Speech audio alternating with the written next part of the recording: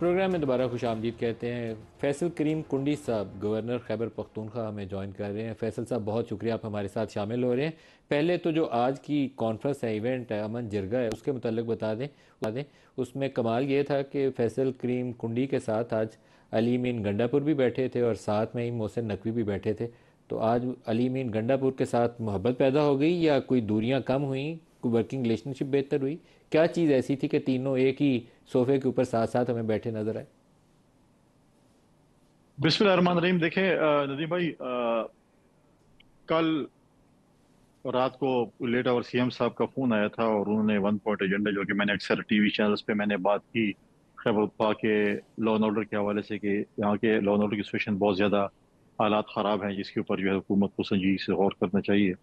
تو انہوں نے کل رات کو کہا کہ میں تمام پولیٹیکل ہیڈز کو بھی ریکویسٹ کر رہا ہوں اور آپ کو بھی کر رہا ہوں کہ ہم ون پوائنٹ ایجنڈے پہ ایک جرگہ کریں جس پہ ہم امن کے حوالے سے بات کریں۔ تو ڈیفینیٹلی جب صوبے کے امن کی بات ہوگی تو پولیٹیکل ڈفرینسز اپنی جگہ پہ، ہمارے اختلافات ہیں اور شاید رہیں گے بھی، لیکن امن کے حوالے سے ہمیں جو ہے وہ متحد ہونا پڑے گا۔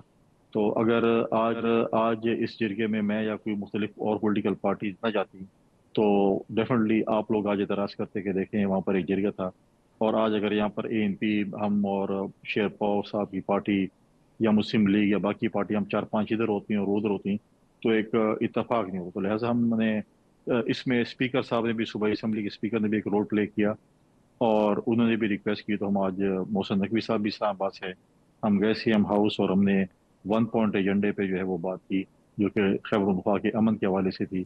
اس پہ ہم نے جو ہے وہ، کیونکہ ریٹرمنٹ کے بعد اختیارات ہے بہت زیادہ صوبے کے پاس، تو ہم نے سی ایم صاحب کو اس پہ اختیار دیا ہے، اور اس ساتھ تمام پولیٹیکل پارٹیز جو کہ پارلیمنٹ کے اندر موجود ہیں یا پارلیمنٹ سے باہر ہیں، ان کے ایک ایک نمائندہ ہم نے ان کے ساتھ کمیٹی میں رکھا ہے کہ ورکنگ گروپ ہوگا جو کہ امن کے حوالے سے جو بھی ڈیسیجن لے گا اس کے اوپر ہم امپلیمنٹ کریں گے۔ اچھا، یہ ایک تو ویلکم ہے فیصل کریم کنڈی صاحب آپ کا یہ فیصلہ کہ سیاسی جماعتیں امن کی خاطر اکٹھی ہوں۔ یہ ہمیں فیصلہ مرکز میں بھی چاہیے اور صوبوں میں بھی چاہیے، تو میں اس پہ تو آپ کو شاباشی دوں گا، اور بالکل اس میں ویلکم سٹیپ ہے۔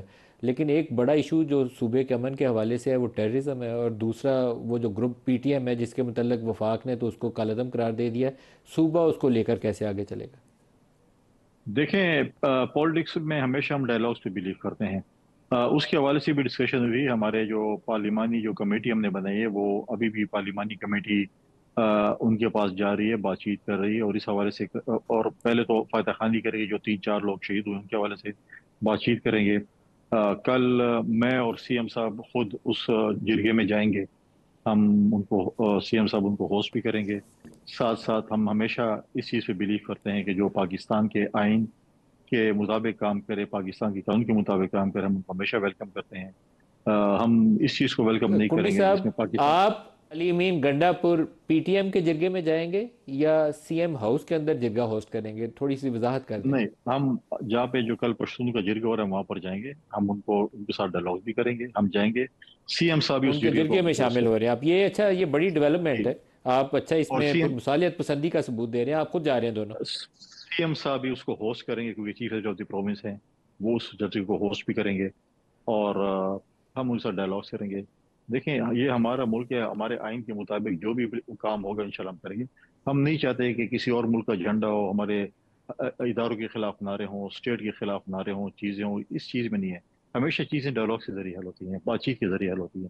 ہم چاہتے ہیں کہ ہم آپس میں بیٹھ کر ڈائلاگس کریں، مسائل کا حل نکالیں، نہ کہ ہم کسی کے اہل کار بنیں۔ یہاں پر ہوتے ہیں، دیکھیں بہت سی چیزیں ہوتی ہیں، آپ جلسہ جلوس کرتے ہیں، آپ جلسہ کر رہے ہیں، آپ جرگہ کر رہے ہیں، اس میں بہت سے لوگ ایسے ہوں گے، ایسے کچھ لوگ ہوں گے جو کہ اس چیز کو سبوتاج کرنے کی کوشش کریں گے۔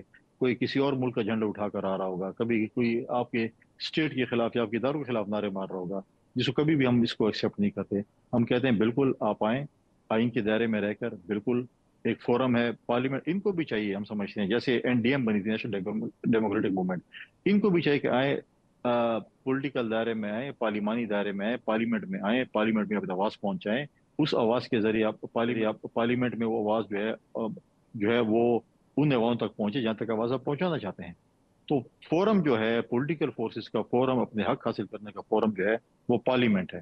تو ہم ہمیشہ اس پہ بلیو کرتے ہیں کہ پارلیمنٹ کے ذریعے ہی چینجز ہونی چاہیے، پارلیمنٹ کے ذریعے سب کچھ ہونا چاہیے۔ कुंडी साहब, लेकिन अगर उनको गले लगाने की बात आई तो क्या आप खुले दिल से जाएंगे कि उनको अगर गले लगाते हैं और वो कुछ अपनी इंतहा पसंदी वाले नारे वो कुछ छोड़ देते हैं, कुछ आप उनको जो कलअदम करार दे दिया फिर आप फैसला वो वापस ले लें, तो यहाँ मुसालियत हो जाएगी? ये वाली ऑप्शन मौजूद होगी कि अगर वो गले लगने को तैयार हैं तो आप उनको दोबारा से मेन स्ट्रीम में वापस लें? देखिए, हम इसीलिए जा रहे हैं कि हम गले, लेकिन कुछ की बात नहीं है। देखिए, आइन में कुछ की जिक्र नहीं है। आइन को फॉलो किया जाएगा, स्टेट को फॉलो किया जाएगा। कोई स्टेट के खिलाफ नारे नहीं होंगे, कोई किसी और मुल्क का झंडा नहीं होगा, कोई भी किसी इदारे के खिलाफ नारा नहीं होगा। हाँ, फिर उसके बाद हम बिल्कुल हर किसी के साथ करेंगे। ऐसे डायलॉग्स होते रहते हैं। पॉलिटिकल डिफरेंसेस अपनी जगह पे हैं।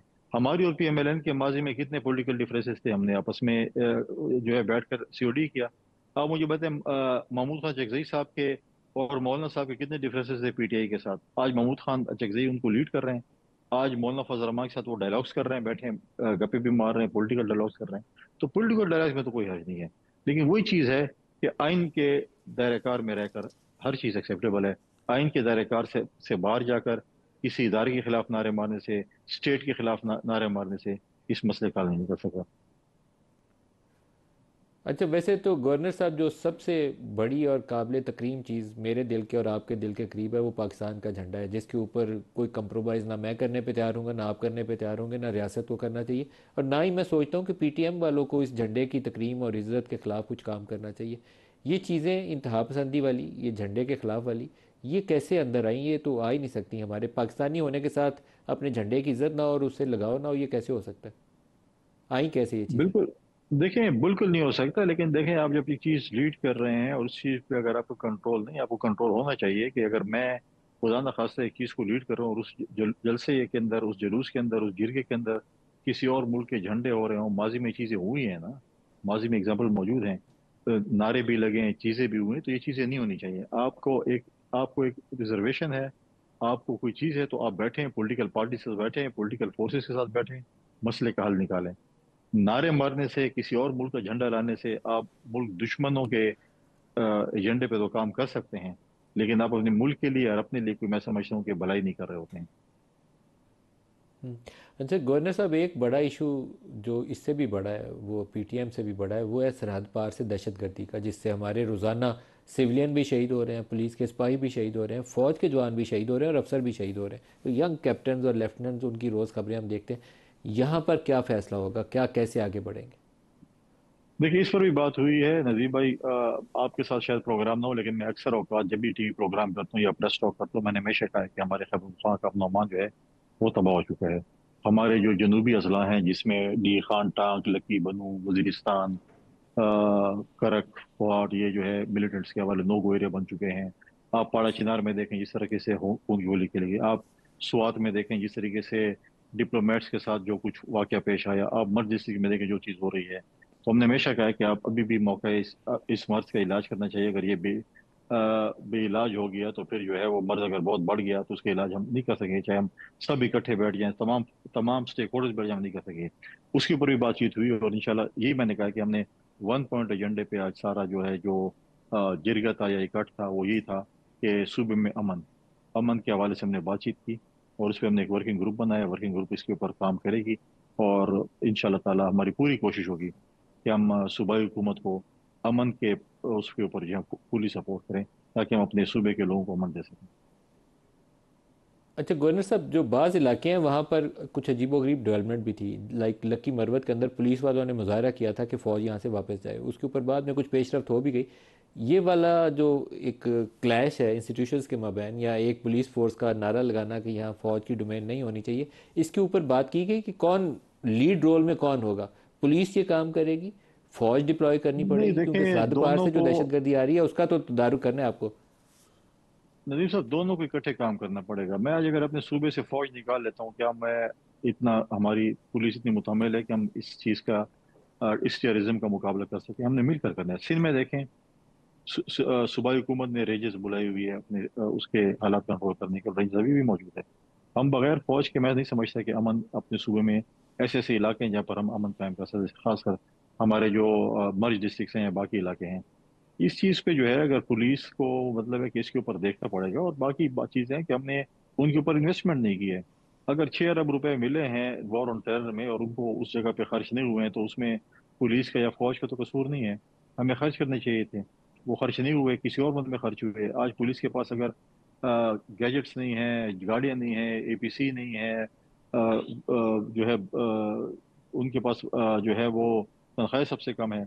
آج بھی سی ایم صاحب نے اس چیز کا ذکر کیا اور ہمیں تو یہ تجویز دی ہے، میں نے بھی اس پہ تجویز دی ہے کہ جتنے بھی خیبر پختونخوا میں کم از کم ہماری جو ڈی پی اوز ہیں بلکہ ڈی ایس پی تک وہ بلٹ پروف گاڑی دینی چاہیے۔ وہ ایک وار زون میں کام کر رہے ہیں اور ایک مطلب ہے کہ ان کے اوپر خدا نخواستہ ٹیکس ہوتے ہیں اور وہ بڑے مطلب ہے کہ ونریبل ہوتے ہیں۔